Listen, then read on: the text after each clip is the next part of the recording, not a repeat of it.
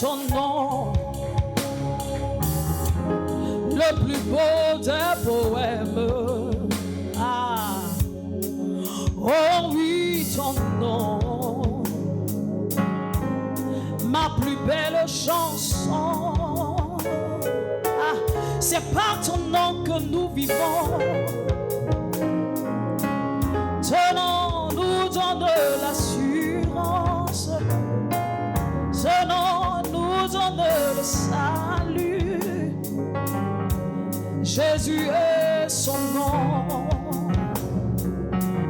Avec les mains levées, la bouche pleine de louanges et d'un cœur reconnaissant, nous adorons ton nom. Avec les mains levées,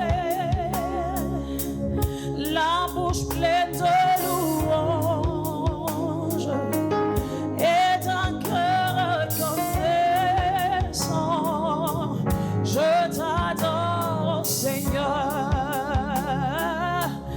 Avec les mains levées, la bouche pleine de louanges et d'un cœur reconnaissant, je t'adore, Seigneur. Je t'adore, Seigneur. Je t'adore, Seigneur. Tu mérites l'adoration, tu mérites les honneurs. J'élève ma voix pour t'adorer.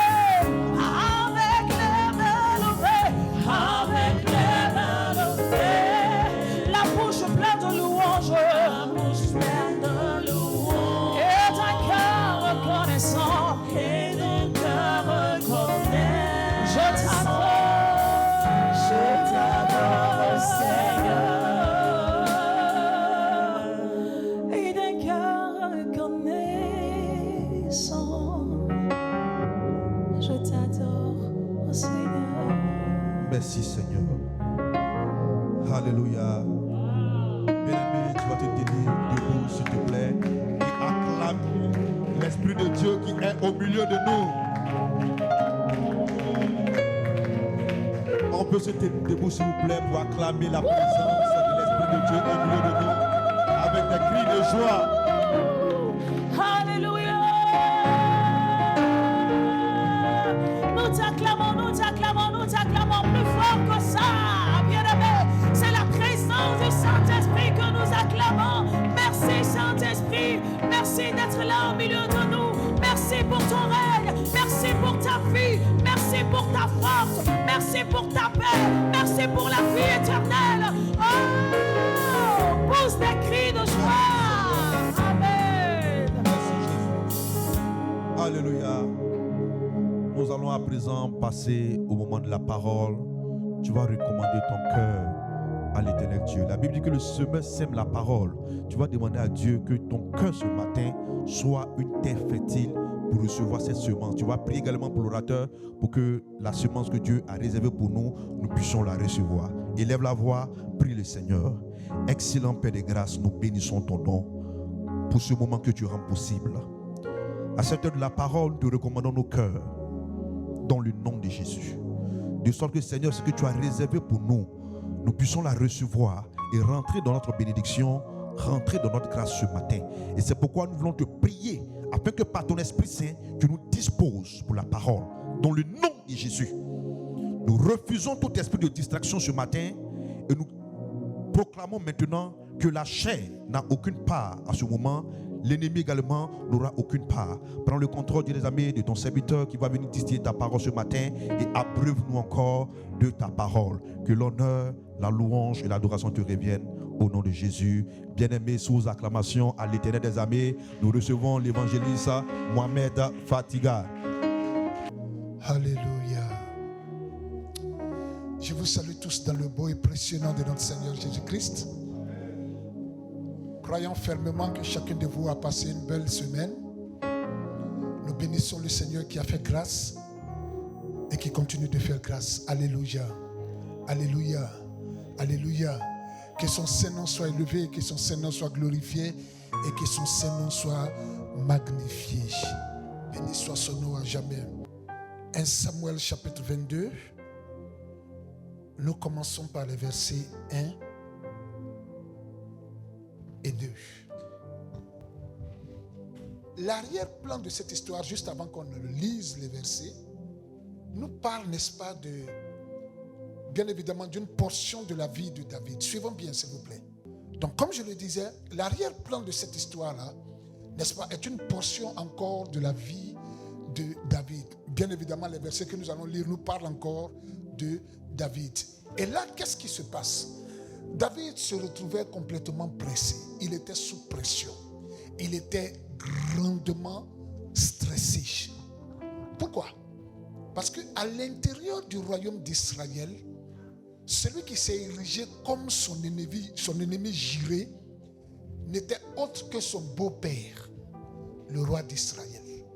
Parce que n'oublions pas que le roi d'Israël, c'est-à-dire Saül, était le beau-père de David.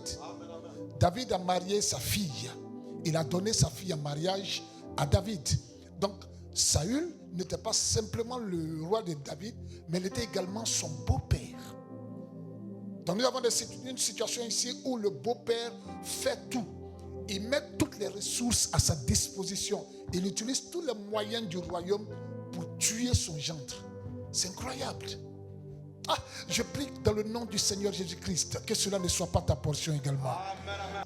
Il a tout mis en œuvre. Il a tout organisé. Il a utilisé les moyens de l'État afin de poursuivre David et pour l'éliminer.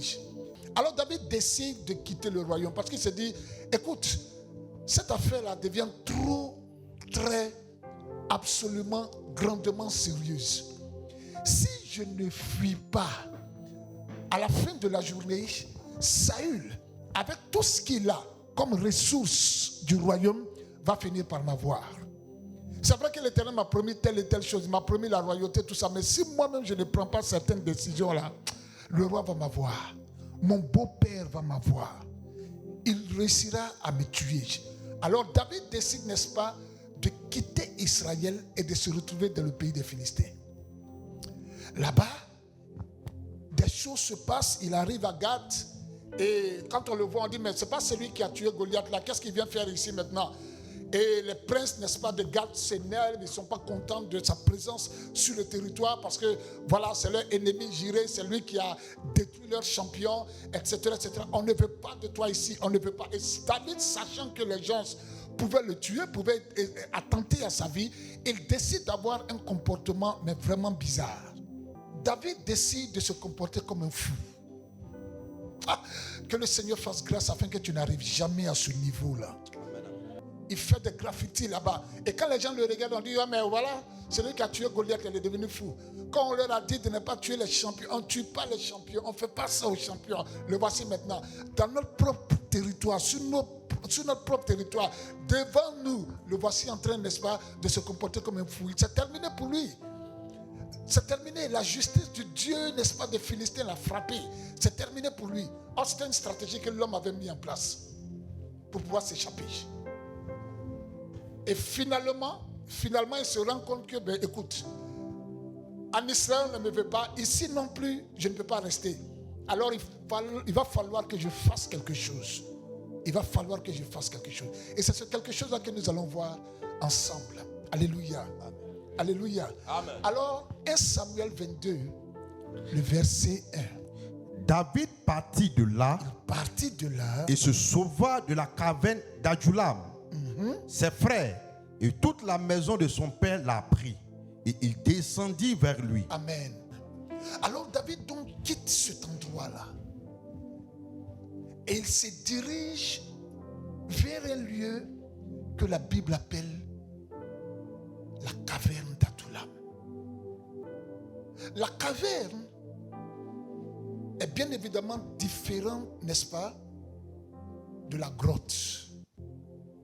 Une grotte, c'est juste une entrée. Et puis c'est terminé. Tu rentres, tu restes dans un seul endroit. Et si tu veux ressortir, tu ressors. Mais la caverne a plusieurs, si vous voulez, antichambres.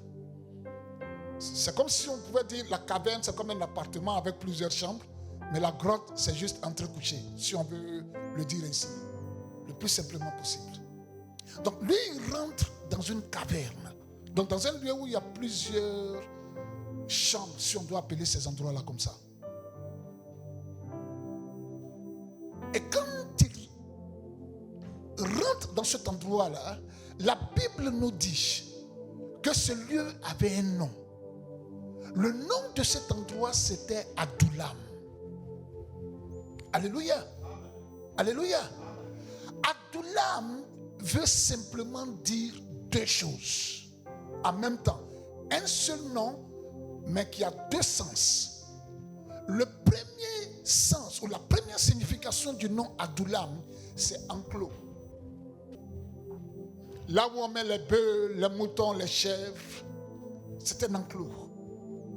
C'est le sens premier d'Adullam. Enclos qui nous donne, n'est-ce pas, de nous souvenir, de nous rappeler, n'est-ce pas, de la protection, la couverture, un lieu de préservation.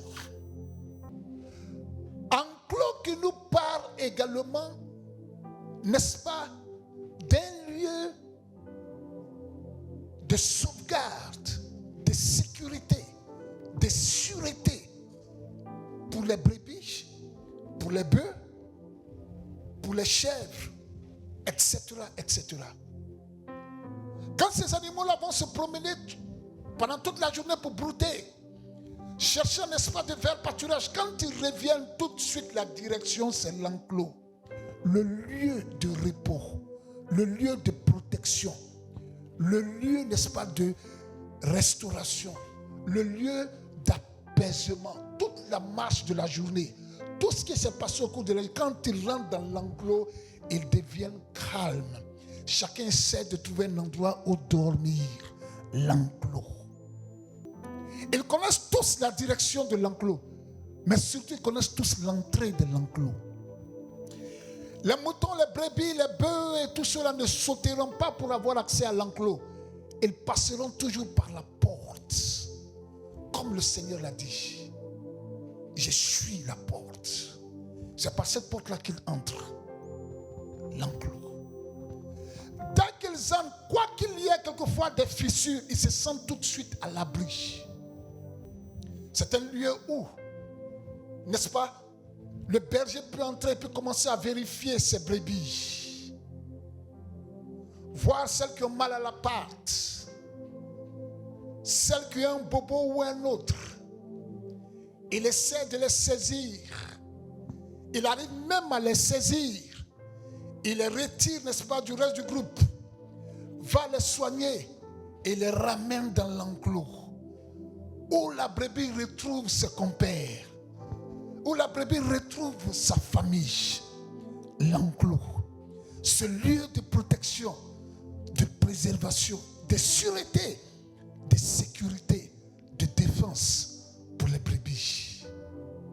David, ayant été forcé à se comporter comme un fou, ayant été forcé à fuir son propre royaume, ayant été forcé à écrire sur les murs ou les portes chez les Philistins, afin, n'est-ce pas, de se préserver, se rend compte qu'il n'y a aucune préservation dans toutes ces choses-là.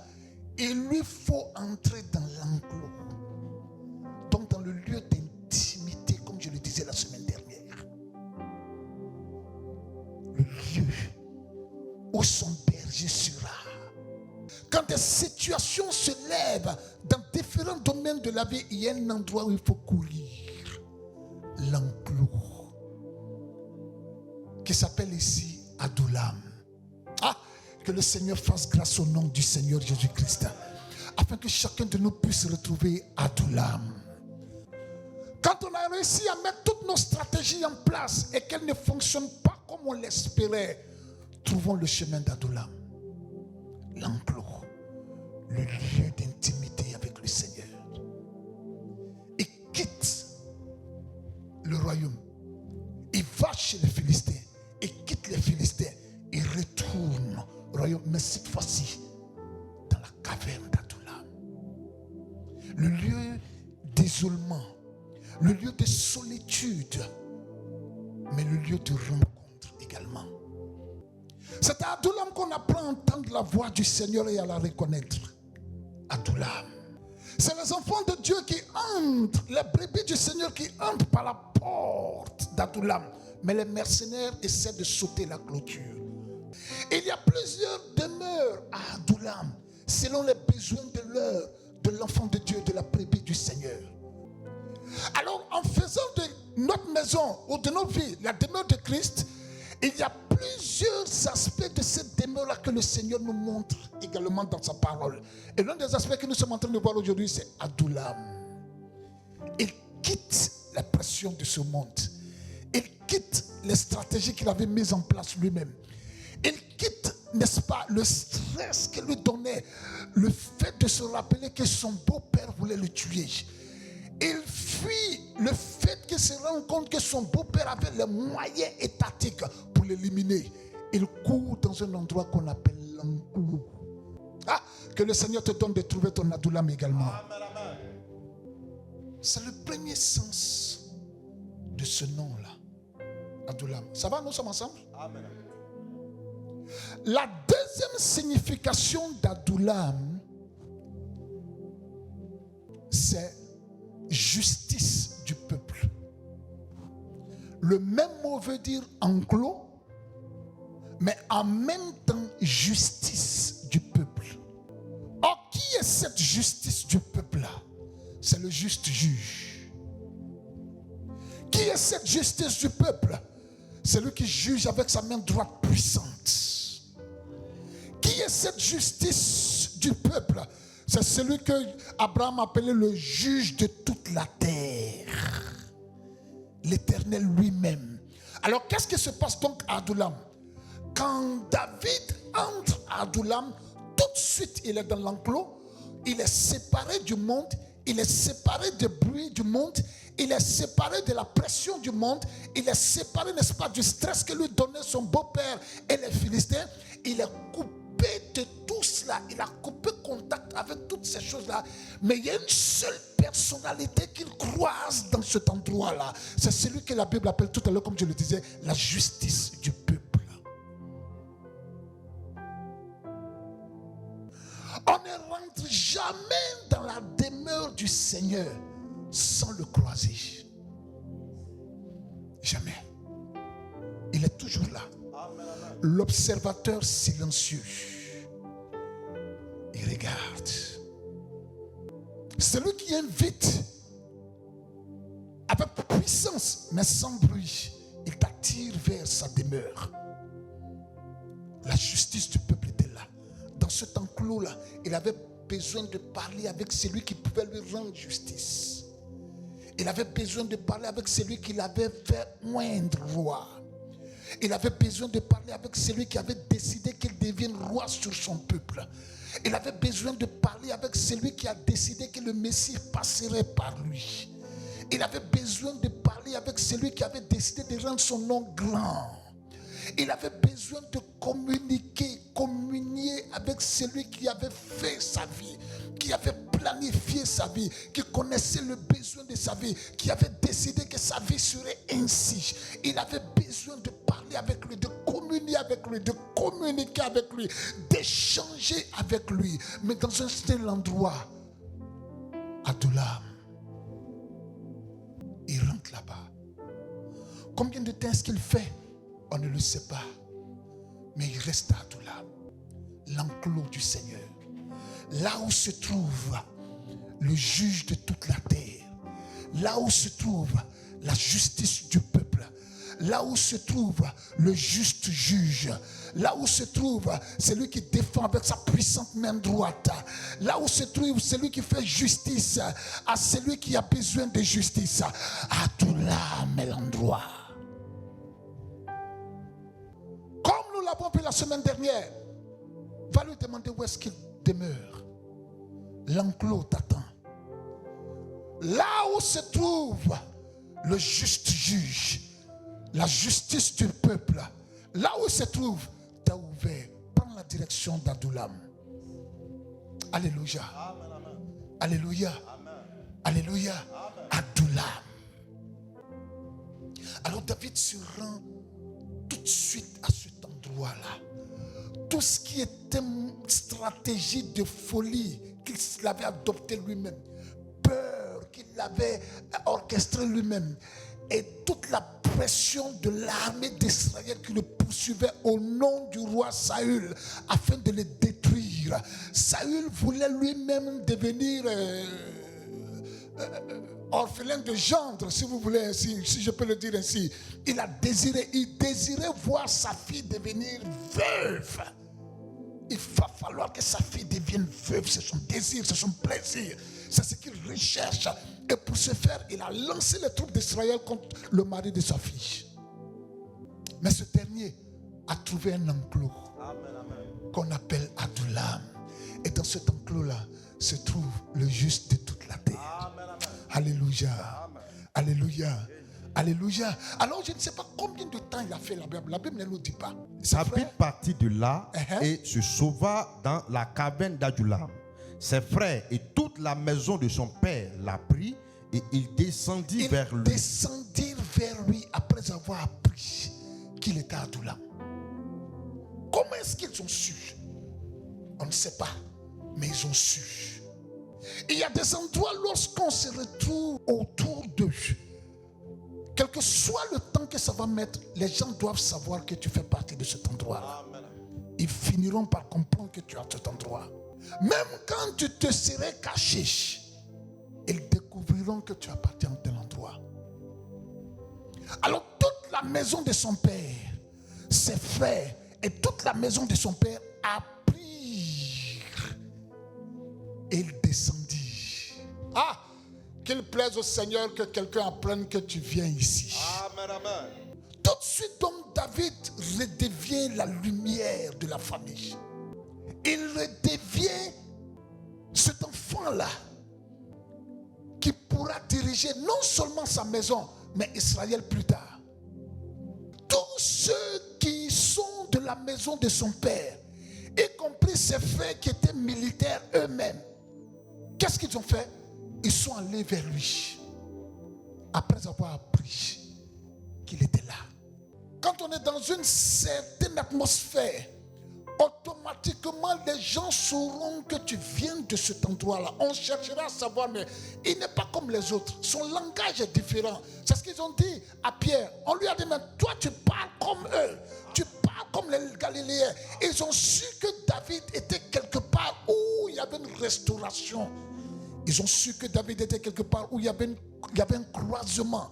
Ils ont su que David était quelque part où il y avait une communication avec le juge de toute la terre, le juste juge. Ils ont saisi cela, ils ont compris cela. Et quand ils ont su, ils sont allés vers lui. Ils ne se sont pas retirés, ils n'ont pas regardé de loin, ils sont allés vers lui. Alors l'un des éléments donc que nous pouvons citer ici, c'est que quand tu es à l'endroit où se trouve le juste juge, le juge de toute la terre, la justice du peuple, comme Adullam veut dire, quand tu es à cet endroit-là, l'une des choses qui t'arrive automatiquement, c'est la transformation qui est visible. Et les gens commencent à te suivre. Quand tu sors d'un tel endroit, on sait que tu viens de là-bas. C'est justement ce qui s'est passé la semaine dernière quand nous avons vu André. Automatiquement, il est allé voir son frère pour lui dire, nous avons trouvé le Messie. Ses frères peut-être l'ont vu un jour marcher de loin, ou bien l'ont croisé quelque part, lui ont dit, mais depuis on ne te voit pas, il dit, je suis à Adullam. Tu es à Adullam? Oui. C'est pourquoi tu rayonnes comme ça. C'est pourquoi tu es d'une telle autorité. Tu as grandi en connaissance. Tu es à Adullam. Effectivement, je suis à Adullam parce que là-bas se trouve également le juste juge, le juge de toute la terre, la justice du peuple. Il se trouve à cet endroit-là. Alors, tu peux constater la transformation qui est en moi. Ses frères voient cela. Toute la maison de son père court vers lui.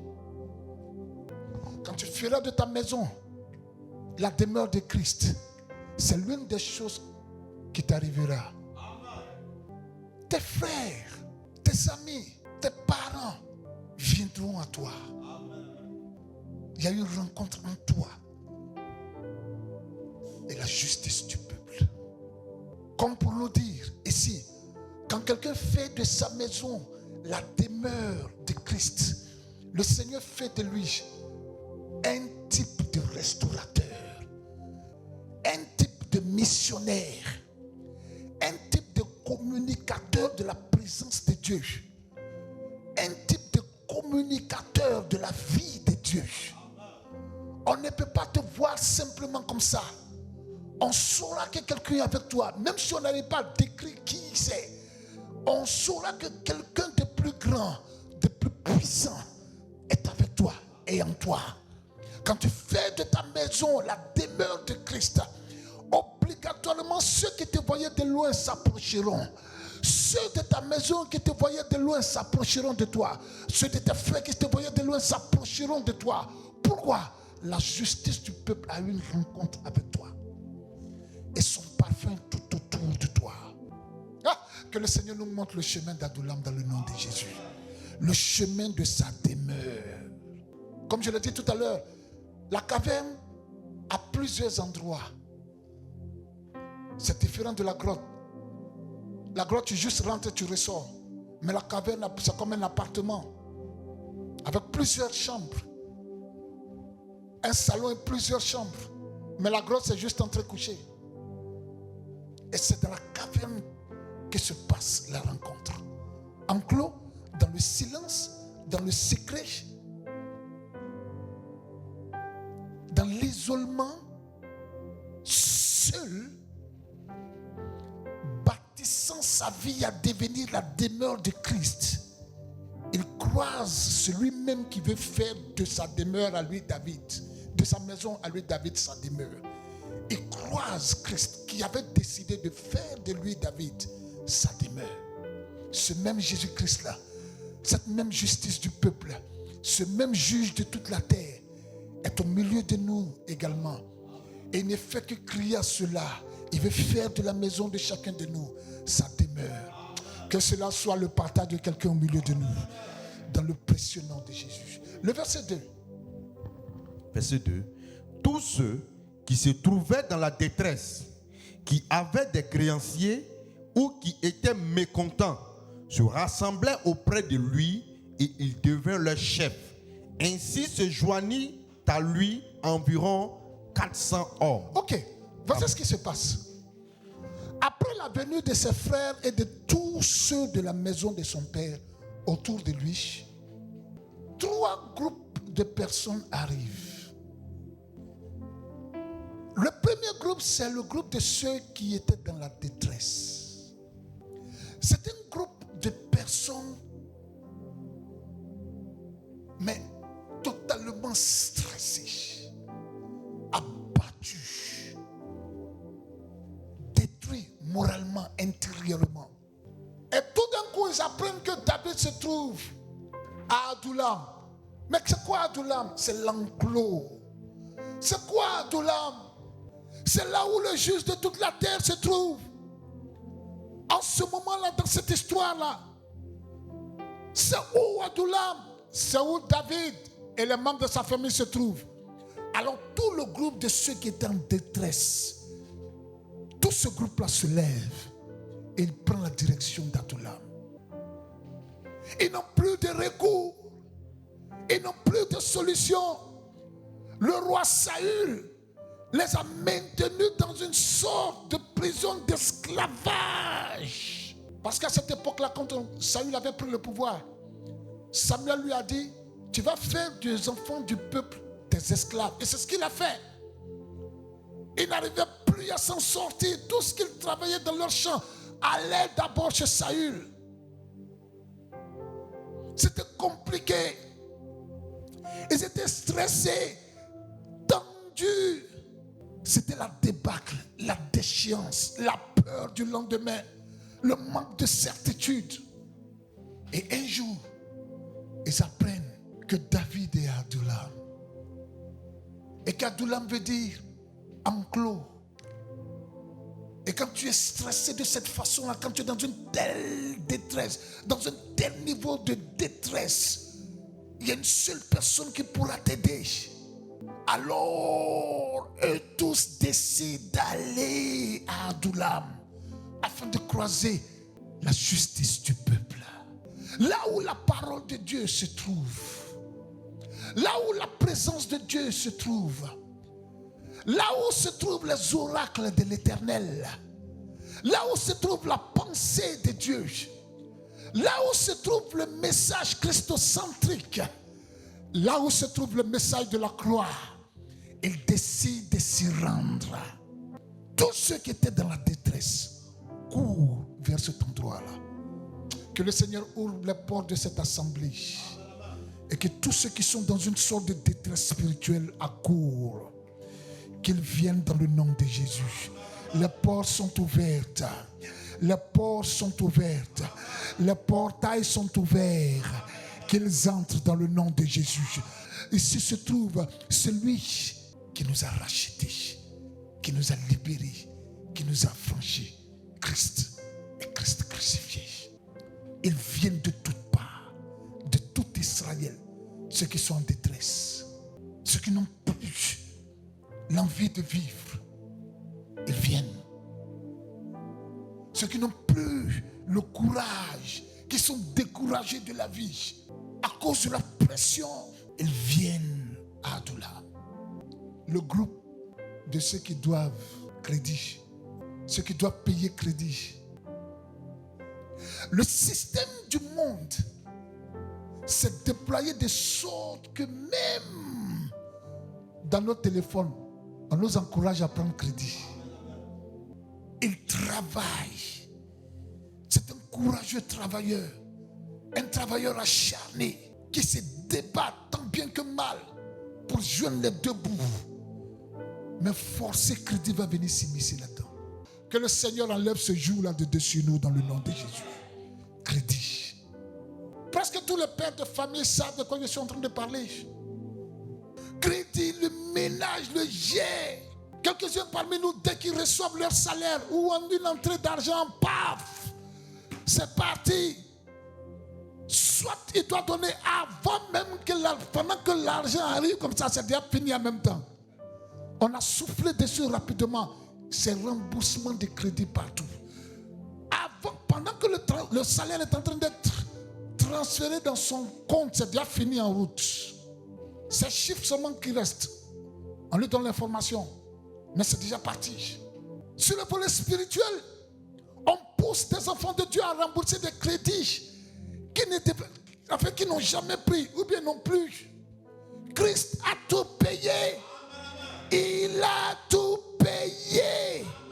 Il a payé tout. Alléluia. Tu n'as plus de crédit d'idole, des liens de famille, d'hôtel à élever ou quoi que ce soit dans ce genre-là. Mais le système spirituel te pousse. Les enseignements qui se promènent un peu partout dans nos assemblées te convainc que tu as toujours un crédit à payer. On a déposé sur eux un crédit et à chaque moment tu dois payer.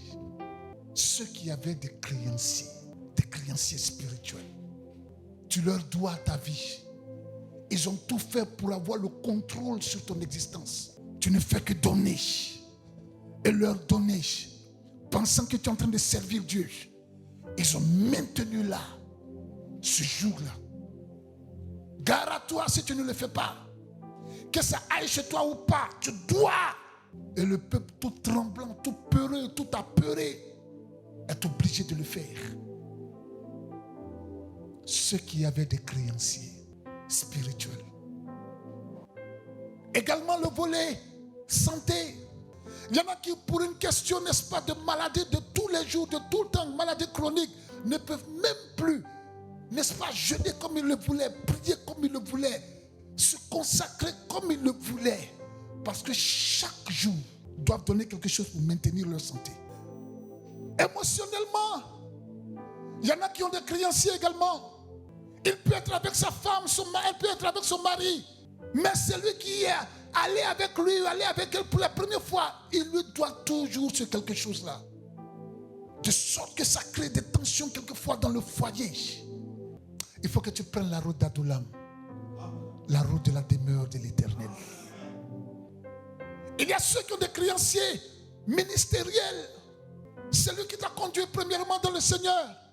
Et partout où il va falloir que tu le suives, vaille que vaille. Même quand il décide de rétrograder et d'aller servir, n'est-ce pas, le Seigneur, avec d'autres esprits, des esprits impurs. Même quand il décide de toucher au feu étranger, tu te donnes de lui devoir cette allégeance-là. C'est lui qui m'a envoyé, c'est lui qui m'a montré, donc c'est mon Père, c'est lui que je suis seulement. Même dans la perdition des créanciers ministériels. Et tous ceux qui étaient dans ce lot-là prennent également la direction d'Adoulam.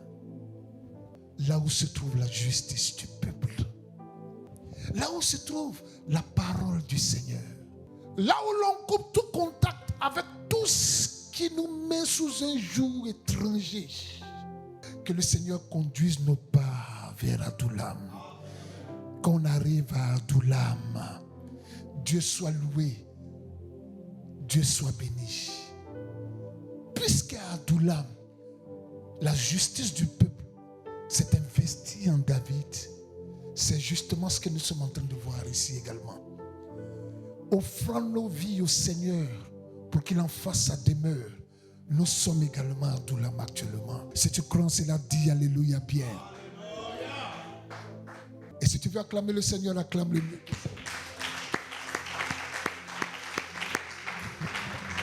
À Adoulam. Il y avait un troisième groupe. Ceux qui étaient mécontents se rassemblaient auprès de lui et il devint leur chef. Le troisième groupe, eux, ils se plaignent de tout. Rien ne les rend heureux. La situation est tellement bizarre et compliquée. Tu ne peux rien leur expliquer. Ils ne sont pas d'accord. Donc de telles personnes sont généralement tout le temps énervées. Tu t'amuses dans leur colère, ils vont t'engager, t'insulter, lever le ton. Pourquoi? Vous savez pourquoi? Parce que la Bible dit, ces trois groupes de personnes-là, la Bible dit que Saül, quand il a pris le pouvoir, c'est ce que Samuel lui a dit. Puisque vous, Samuel a dit au peuple, puisque vous voulez qu'il y ait un roi sur vous, là, voici ce qu'il va faire à vos fils.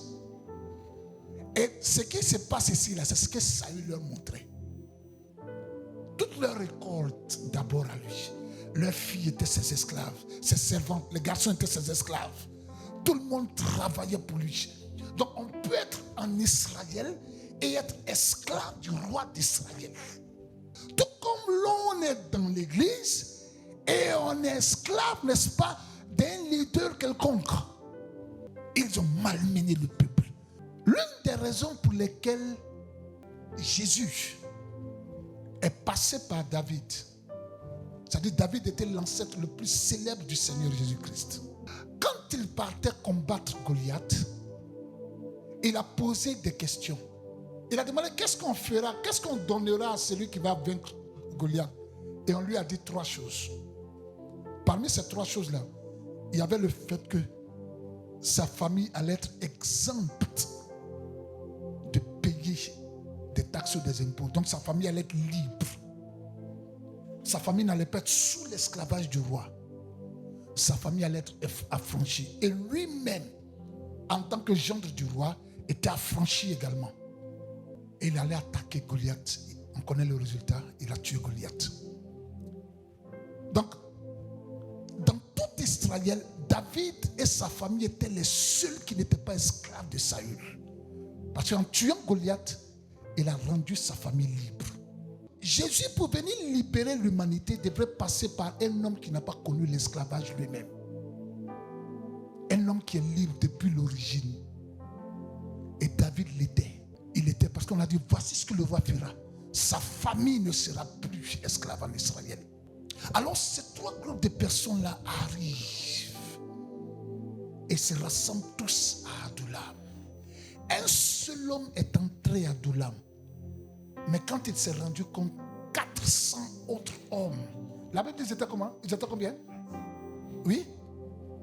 Ainsi se joignit à lui environ 400 hommes. Un seul homme trouve le chemin d'Adoulam.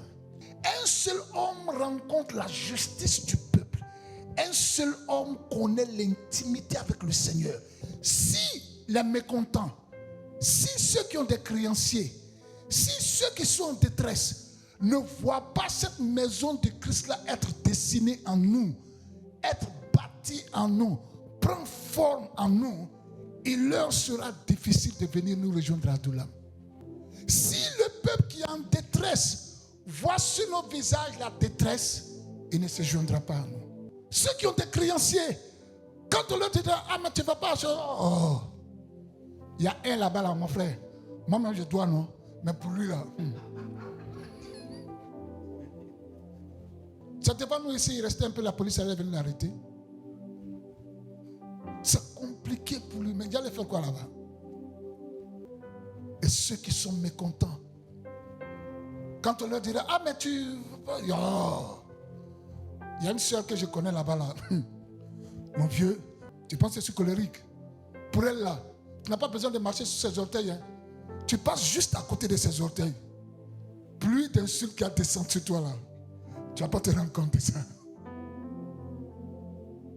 Si ceux qui sont dans la détresse, sur ceux qui ont des créanciers de tous ordres, si ceux qui sont mécontents ne voient pas en nous les éléments de la rencontre qu'on a eue avec la justice du peuple, ils ne nous suivront pas. Quand on rentre à Adullam, même quand on n'est pas encore ressorti de là-bas, ça suffit déjà pour que le leadership commence à grandir. Parce qu'on croise là-bas le plus grand des leaders. On croise là-bas le plus merveilleux des leaders. On croise là-bas le plus formidable des leaders. Jésus-Christ. Jésus-Christ. Jésus-Christ lui seul. Il nous communique le leadership selon lui. Il nous communique le leadership selon son entendement. Il nous accorde ces choses-là. Quand on fait de nos vies sa demeure, soit nos parents viendront, soit c'est les mécontents qui viendront, soit c'est les créanciers, ceux qui ont des créanciers qui viendront, soit c'est ceux qui sont de la détresse qui viendront. Si tous ces 4 groupes-là ne viennent pas, au moins un viendra. Un viendra. Dans le précieux nom du Seigneur Jésus-Christ, pendant que nous travaillons à faire de nos vies la demeure de Christ, que ces gens-là commencent à venir. Oh, alléluia. Quand Pierre a vu André parler de la sorte, il est devenu disciple plus tard. Il est devenu apôtre plus tard. Il est devenu le chef de l'église plus tard. Pourquoi? Il a entendu son frère lui dire, on a trouvé le Messie. Comme je le disais la semaine dernière. Quand ces gens-là ont entendu parler, ils ont appris que David était là-bas. Tout de suite, ils sont allés vers lui. David ne pouvait pas préparer pour ces 400 hommes-là. David ne pouvait pas faire toutes ces choses-là. Non, mais ils sont allés parce qu'il y avait quelque chose que David avait vu, quelqu'un que David avait croisé, ou quelqu'un qui a croisé David dans cet enclos-là, dans cet Adullam-là. Et tout de suite, il y a eu cette transformation. Quand la Bible nous parle de transformation qui ressemble à des transformations sur le champ, ce n'est pas des histoires à dormir debout. Quand la Bible dit que ces gens-là sont devenus de telles personnes, ça se vit. C'est possible que Dieu t'enlève dans la détresse et qu'il te donne de l'espérance. C'est fort possible. Mais où? À Adullam. Qu'est-ce qui doit être fait à Adullam? Nos vies doivent devenir la maison, la demeure de la justice du peuple. Alors dans différents champs, Dieu peut te positionner à Adullam. Peut-être qu'il y a la chambre dédiée à ceux qui étaient dans la détresse, qui n'avaient rien à voir avec la chambre de ceux qui étaient, n'est-ce pas, ceux qui avaient des créanciers. Et également leur chambre n'avait rien à voir avec ceux qui étaient mécontents. Leur chambre peut-être n'avait rien à voir avec ceux qui étaient de la famille de David. Et dans chacune de ces chambres-là, la même personnalité vient. Autant le fardeau des uns et des autres. Le Seigneur que nous servons est un Dieu puissant. Il est tout puissant. Il y a de la puissance dans ce que nous communiquons, dans ce que nous disons, dans ce que nous prêchons. Il y a la vraie puissance, la puissance de Dieu. Et dans ce que nous prêchons et nous disons, et que le Seigneur nous fait la grâce de vivre, il y a de la puissance là-dedans. Va à Adullam, dans l'intimité avec le Seigneur. Va à Adullam, là où la justice du peuple se trouve. Comment entrer à Adullam? Pour ceux qui ne connaissent pas le Seigneur Jésus-Christ, c'est de le recevoir dans leur cœur. C'est de l'inviter dans leur vie. De leur dire que ma vie est à toi désormais. Je te reçois comme mon sauveur et Seigneur personnel. Je ne peux rien faire de moi-même. Je ne vaux rien moi-même. Je ne suis rien moi-même. Je ne peux rien de moi-même. Mais voici ma vie. Et j'ai besoin d'un sauveur. Rentre dans mon cœur. Siège dans mon cœur. Vis en moi. Ma vie t'appartient dorénavant. Et ceux qui sont déjà dans le Seigneur, c'est d'aller développer leur intimité avec lui. Où?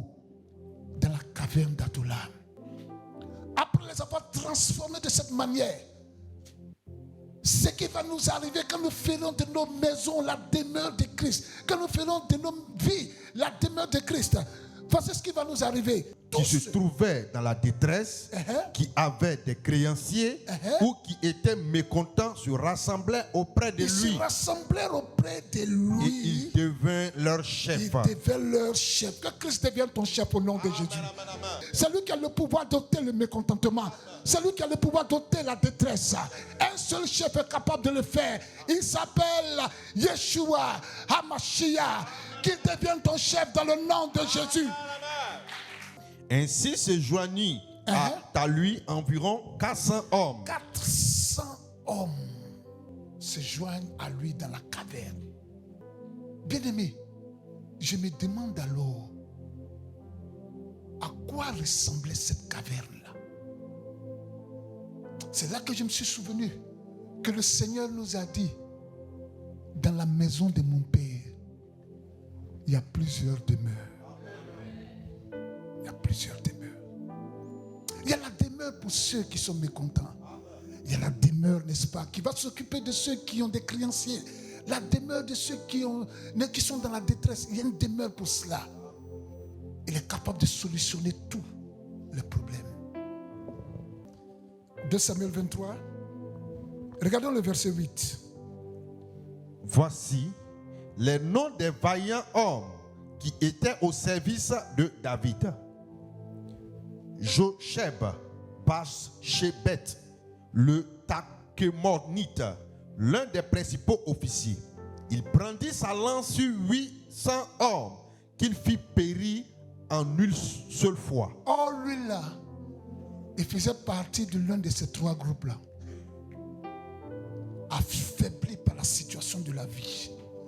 Mais quand il est ressorti d'Adullam, voici l'un de ses exploits. Quelle force de frappe.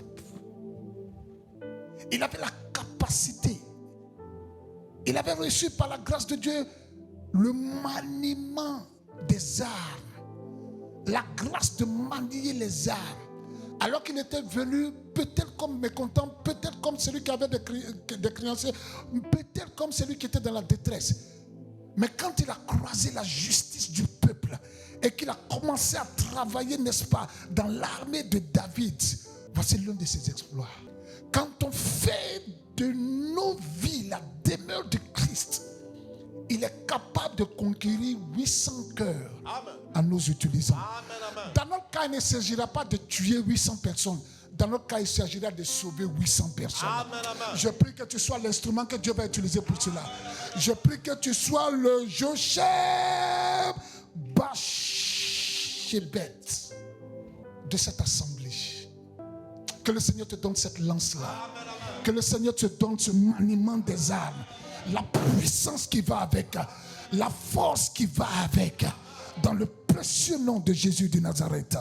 Après lui, Éliasar, fils de Dodo, fils d'Ashoshi.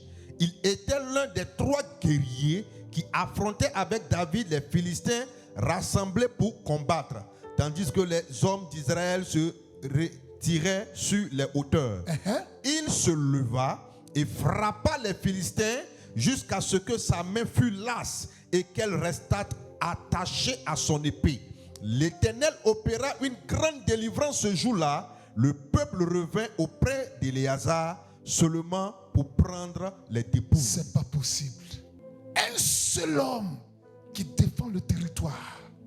Il se bat si bravement que finalement son épée s'attache à sa main. Sa main et son épée deviennent une. Et il ne sait même pas ce qui se passe, il combat seulement. Sa main était lasse tellement il a combattu. Tout le monde a fui, il est resté lui seul. Des hommes déterminés qui savent défendre les intérêts du royaume. Que le Seigneur en trouve au milieu de nous. Peut-être que lui faisait partie soit de ceux qui étaient en détresse, ou bien de ceux qui avaient des créanciers, ou de ceux qui étaient mécontents. Mais voici l'exploit que Dieu a accompli, ou bien l'un des exploits que Dieu a accompli avec lui. Quand on fait de sa vie la demeure de Christ, quand on a croisé la justice du peuple, il enlève l'ignominie qui est sur nous et il fait de nous des vaillants hommes, de vaillantes femmes, prêts à défendre la cause du royaume. Même quand nos mains sont fatiguées, l'épée de l'esprit qui est la parole de Dieu s'attache encore à nous et nous continuons à donner le message de l'évangile jusqu'à ce que le peuple de Dieu soit édifié. Shama, fils d'Agé, d'Arar, les Philistins s'étaient rassemblés à Léchi. Il y avait là une pièce de terre remplie de lentilles. Le peuple fuyait devant les Philistins. Shama se plaça au milieu du champ, le protégea et battit les Philistins. Et l'Éternel opéra une grande délivrance. Wow. Amen. Wow. Dans un champ de lentilles, le peuple fuyait. Les Philistins approchent. Shama apparaît. Ah, qu'il plaise au Seigneur de faire apparaître des chamas au milieu de nous ici. Ils apparaissent comme ça. Et ils défendent le royaume, les limites. La nourriture du royaume ne sera pas emportée par qui que ce soit, par un quelconque personnage, par un quelconque peuple. Pourquoi Dieu soit béni? Pourquoi Dieu soit béni? Il a trouvé au milieu de nous des chamas. Quelqu'un qui peut-être venait, n'est-ce pas, du groupe de ceux qui avaient des créanciers, ou du groupe de ceux qui étaient en détresse, ou du groupe de ceux qui étaient mécontents. Mais quand il est rentré à Adullam, quand il est rentré dans l'enclos et qu'il a croisé la justice du peuple, voici ce qu'il est devenu. Voici ceux qui se rendirent auprès de David à Tislac, lorsqu'il était encore éloigné de la présence de Saül, fils de Kis. Il faisait partie des vaillants hommes qui lui prêtaient leur secours pendant la guerre. C'étaient des archers lançant des pierres à la main droite et à la main gauche et tirant des flèches avec leur arc. Ils étaient de Benjamin, du nombre des frères de Saül. Ceux-là étaient des polyvalents. Ils avaient la capacité, n'est-ce pas, de lancer des flèches ou des pierres avec leur main droite et en même temps. Quand on a besoin d'eux pour défendre le royaume du côté droit, ils sont calés. Quand on a plutôt besoin d'eux, des gens pour défendre le royaume du côté gauche, on les trouve là encore. Partout où ils sont capables de défendre le royaume là. Et ceux-là, ils étaient des archers. Ceux desquels nous sommes en train de parler ici, c'est des archers. Les archers, à la différence, n'est-ce pas, de ceux qui ont les épées, l'archer est capable d'arrêter l'ennemi à distance. L'archer n'a pas besoin de corps à corps. C'est celui qui utilise l'épée qui a besoin de corps à corps. Mais l'archer, lui, à distance, il peut stopper l'ennemi. Donc, sa force de frappe est plus grande. Et la Bible dit que ceux-là, ils étaient capables d'utiliser et leur main droite et leur main gauche. Le verset 8. Parmi les Gadites, des hommes vaillants partis pour se rendre auprès de David dans la forteresse du désert. Des soldats exercés à la guerre. Exercés à la guerre. Armés de boucliers et de la lance, semblables à des lions et aussi promptes que des gazelles sur les montagnes. Quand ils ressortent d'une telle rencontre avec le Seigneur, voici ce à quoi ils ressemblent. Semblables à des lions et aussi promptes que des gazelles sur les montagnes. Ils avaient le visage de lions. Ils ne ressemblaient pas à des guépards ni à des léopards. Ils ressemblaient à des lions. Une telle unité, je ne souhaiterais pas la croiser. Ouais, je ne souhaiterais pas la croiser. Regardez ce que la Bible dit par la suite. Verset 14. C'étaient des fils de Gad, chef de l'armée. Un seul, le plus petit, pouvait s'attaquer à 100 hommes. Le plus petit parmi eux, lui, sa force égale à 100 personnes. Si on n'est pas 100, il nous frappe nous tous. Ce n'est pas des légendes que nous sommes en train de lire. C'est des choses vraies qu'il entoure des personnes comme ça ici au nom de Jésus. Et le plus grand a 1000. Voici ceux qui passent. Le plus grand parmi eux, il faut 1001 personnes pour le maîtriser. Et je vois au milieu de nous ici des personnes que Dieu va oindre. Amen, amen. Mais d'une onction forte et puissante qui vont entrer dans les recoins de la ville pour secouer et bouleverser à la gloire du Seigneur. Le nom qu'on cite, oui, vas-y, à partir du verset 9 jusqu'au verset 13, regarde ce que la Bible dit. Ézère, le chef, Abdias, le second. Ce Ézère, c'est lui qui peut frapper 1000 personnes. Oui. Et Abdias, le second. Eliab, le troisième. Mishana, le quatrième. Oui. Jérémie, le cinquième. Ataï, le sixième. Eliel, le septième. Oui. Joshana, le huitième.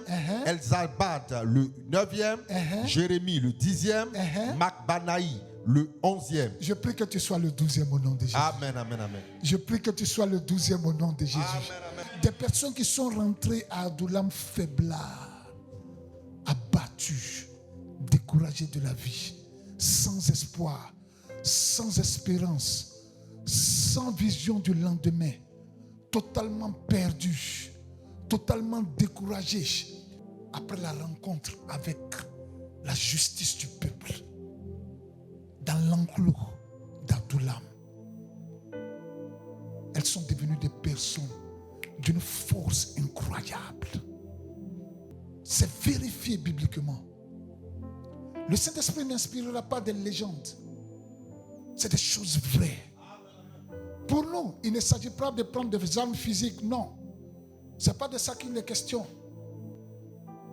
Mais spirituellement, nous sommes garnis, puissants, par la vertu de l'Esprit de Dieu. Pour nous, il s'agit du domaine spirituel qui a un impact sur les autres domaines de la vie. C'est pourquoi tous ceux qui se trouvent d'une façon ou d'une autre avoir des créanciers de quelque nature que ce soit, la justice du peuple peut régler ça pour vous. Ceux qui sont dans la détresse au milieu de nous, quand vous faites, n'est-ce pas, de vos vies la demeure de Christ, il peut régler ça pour vous. Ceux qui sont mécontents, quand vous faites, n'est-ce pas, de vos vies la demeure de Christ, il peut régler ça pour vous. Et Dieu soit béni. Nous sommes à Adoulam. Étant ici à l'Abreuvoir, nous sommes à Adoulam. Dans cet enclos-là où nous croisons Christ et Christ crucifié, à cet endroit silencieux, isolé presque, mis à part, sans vacarme, sans cri, sans bruit, nous croisons la justice du peuple qui est capable de transformer la vie de chacun de nous. Et c'est l'un de ses objectifs pour chacun de nous ici. Faire de nous de vaillants hommes et de vaillantes femmes. Auquel des groupes appartiens-tu? Ce qui est sûr, quel que soit ce que c'est, il veut et peut faire de toi l'un des 400 hommes qui sont devenus vaillants hommes de David. Des hommes intrépides, puissants. Quand vous lisez tous les chapitres, vous allez voir des choses exceptionnelles. Quelqu'un se demandait, mais est-ce que c'est vrai ce qui est écrit ici? Quand on regarde la prouesse, et ça c'est l'Ancien Testament, nous sommes dans une meilleure alliance en Christ. C'est l'une des raisons pour lesquelles il dit, vous ferez de plus grandes choses que moi. Il veut et peut faire de toi un vaillant homme, une vaillante femme dans cette génération de croyants, dans cette génération de chrétiens, dans cette génération d'adorateurs de Dieu, dans cette génération qui est comme sans repère.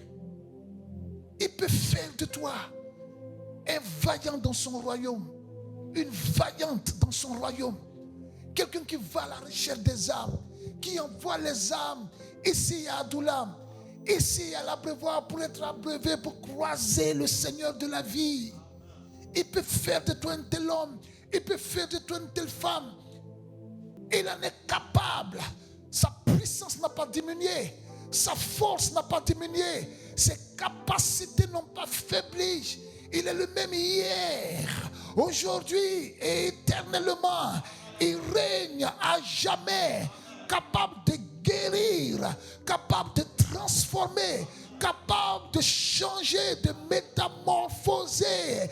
Il peut le faire, il sait le faire, il veut le faire. Si seulement on va à Doulam dans l'objectif de faire de nos vies sa demeure. Avant donc la fin de cette année, nous entendrons de témoignages plus grands que ce que nous sommes en train de lire. Si nous faisons, n'est-ce pas, de nos vies sa demeure. Quittons le système, n'est-ce pas, qui veut nous rendre fous. Comme ça a rendu David. Ça a poussé David à se comporter comme un fou. C'est que l'esprit, ça, court vite, va à Doulam, dans l'enclos du Seigneur.